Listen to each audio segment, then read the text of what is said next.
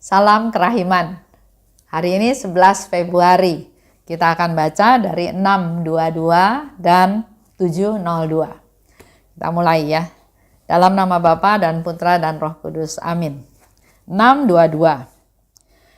Persatuan mesra suatu jiwa dengan Allah. Allah menghampiri suatu jiwa dengan cara istimewa yang hanya diketahui oleh Allah sendiri dan oleh jiwa itu. Tidak seorang pun memahami kesatuan yang misterius ini. Kesatuan ini dikuasai oleh cinta dan segala sesuatu dicapai hanya oleh cinta. Yesus memberikan dirinya kepada jiwa dengan cara yang lembut dan manis, dan dalam lubuk hatinya terdapat damai.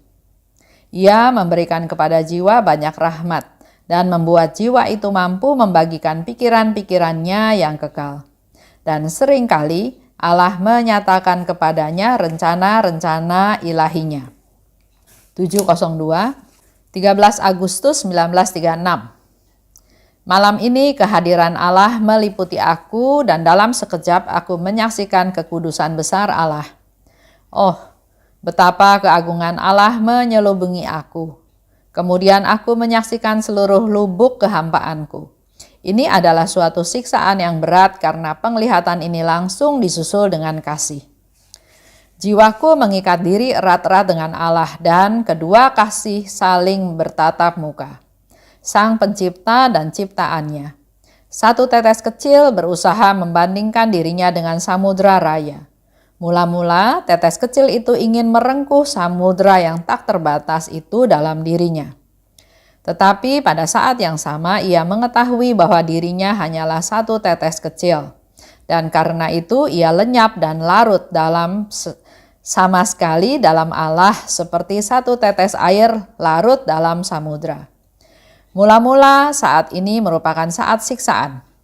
Tetapi kemudian sedemikian manis sehingga waktu mengalaminya jiwa merasa bahagia. Persatuan mesra antara jiwa dan Allah. Yang bisa tahu ya hanya Allah dan jiwa tersebut. Di sini Suster Faustina cerita, Allah menghampiri suatu jiwa dengan cara yang istimewa. Itu satu pengalaman yang pribadi sekali. Karena hanya bisa dirasakan oleh Allah dan jiwa tersebut. Dan rumusnya, rahasianya, kesatuan itu disebabkan oleh cinta. Kesatuan itu dicapai oleh cinta. Oleh sebab itu kita harus punya cinta yang besar kepada Tuhan. Yesus memberikan dirinya kepada jiwa dengan cara yang lembut dan manis. Dalam lubuk hatinya terdapat damai. Ia memberi banyak rahmat. Kalau kita bersatu dengan Tuhan, kita akan merasa damai.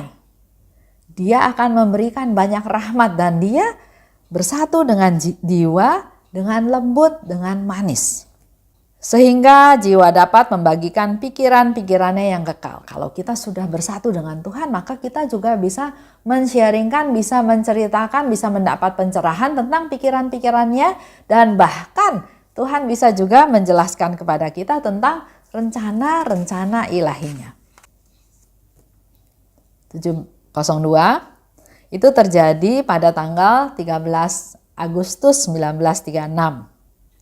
Malam itu kehadiran Allah meliputi aku. Sering Suster Faustina sharing pada kita semua ya, di mana kehadiran Allah itu meliputi dirinya. Hal ini juga kita bisa alami. Dengan persiapan, dengan kecintaan, dengan kesungguhan, dengan kerinduan. Kemudian aku menyaksikan seluruh lubuk kehampaanku.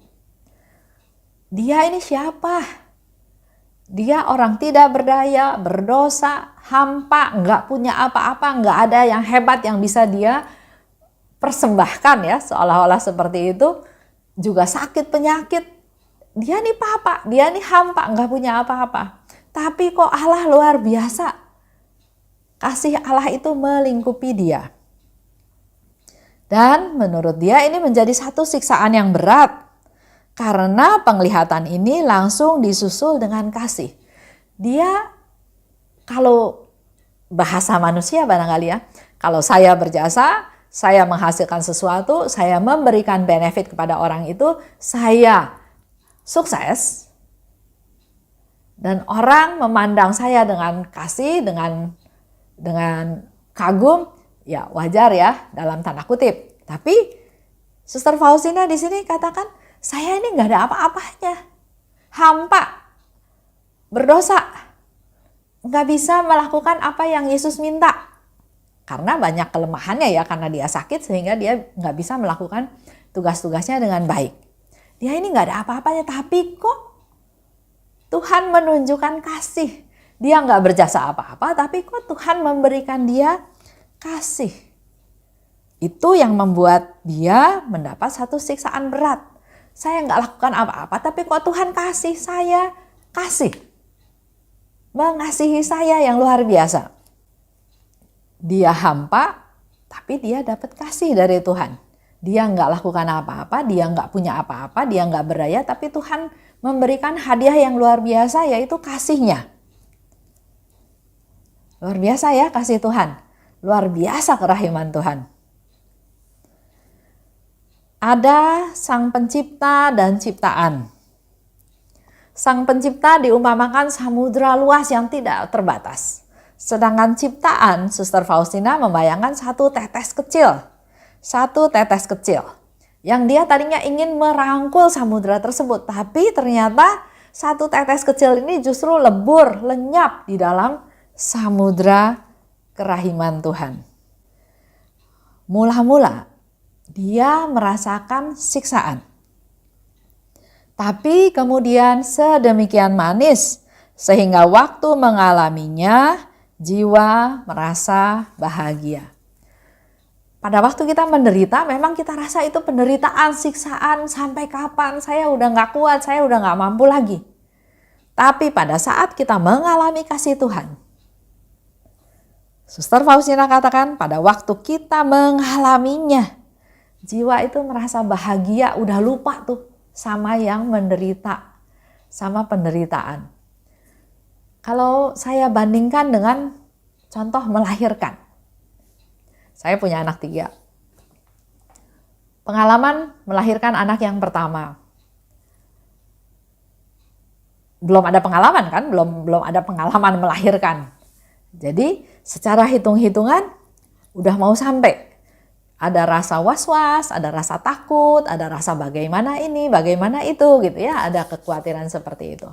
Dan tiba-tiba mulai ada reaksi. Ada sakit perut yang nggak bisa ketahan. Mula-mula lama makin cepat, makin lama jaraknya makin dekat dan makin sakit. Waduh, luar biasa sakit ya. Bawa ke rumah sakit.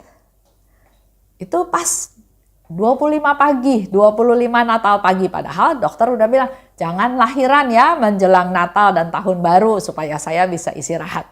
Tapi ternyata 25 subuh saya harus ke rumah sakit karena sudah terjadi gejala, tanda-tanda. Sampai sana saya merasa sangat sakit, luar biasa sakit sampai saya pukul tembok. Ya, untuk nahan sakitnya itu saya pukul tembok. Proses berjalan, ya itu kan alamiah ya proses melahirkan itu. Sampai akhirnya di saat tertentu, saat melahirkan, di mana bayinya keluar, dengar suara bayi nangis, itu rasa sakit, rasa segala macam udah hilang semua, nggak kerasa lagi. Yang ada adalah sukacita, gembira, bersyukur, berterima kasih, luar biasa. Begitu pula dengan yang Suster Faustina alami.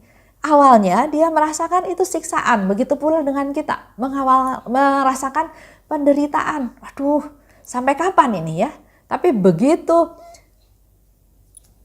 mengalami waktu tersebut, mengalami kasih Tuhan, mengalami pelukan Tuhan, pemeliharaan Tuhan, perlindungan Tuhan, solusi dari Tuhan, semua penderitaan itu sudah tidak ada rasanya lagi.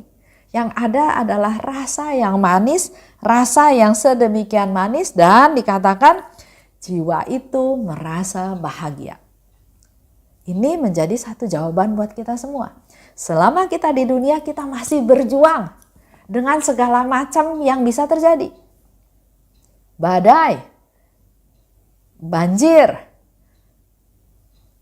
kecelakaan, masalah demi masalah. Ada aja terus ya.